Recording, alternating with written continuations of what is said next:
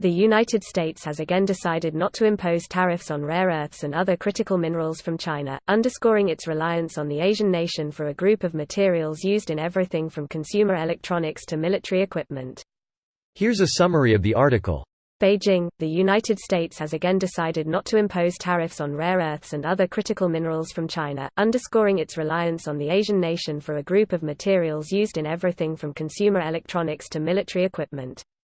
The minerals are set to be among the few items spared from U.S. tariffs in an escalating trade war with China, which is by far the world's biggest producer of rare earths.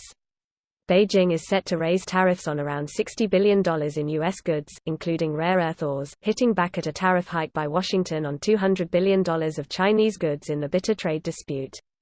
In July last year, the U.S. Trade Representative Office included rare earths on a provisional list of tariffs on Chinese goods, only to remove it later from the final list.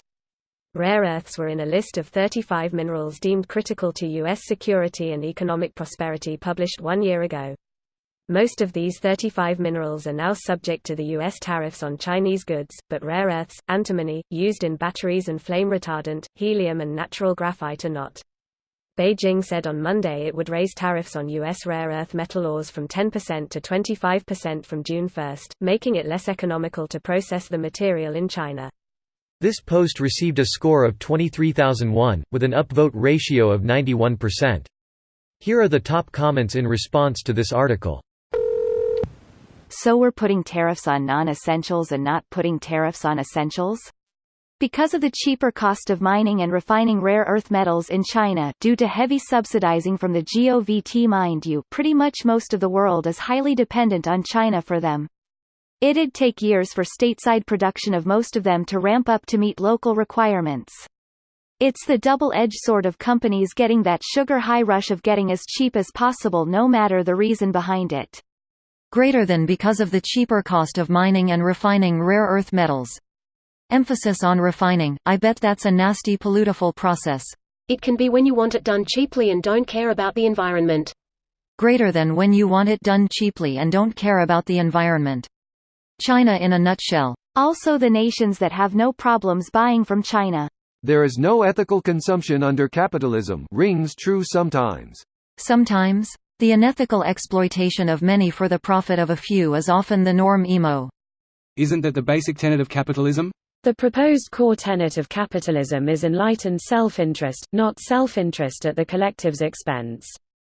Enlightened self-interest is the philosophy that says when a person behaves in ways that benefit the collective, group, they are ultimately serving their self-interests at the same time. The net effect of making choices that benefit the collective are greater than the net effect of acting in self-interest. We have this cultural belief that acting with rabid individualism is what ultimately benefits the collective. It's the opposite. Acting in tune with collectivism is what ultimately benefits us at an individual level. This article completely misses the point. Yes, the world is dependent on Chinese supplies of rare earth elements, but that's not why they're exempted from tariffs. If you want to protect local industry, you don't put tariffs on raw materials, you put tariffs on finished goods and intermediate products. Raw products like steel and aluminum? Good examples. Those were idiotic things to place tariffs on. How not to shoot yourself in the foot 101.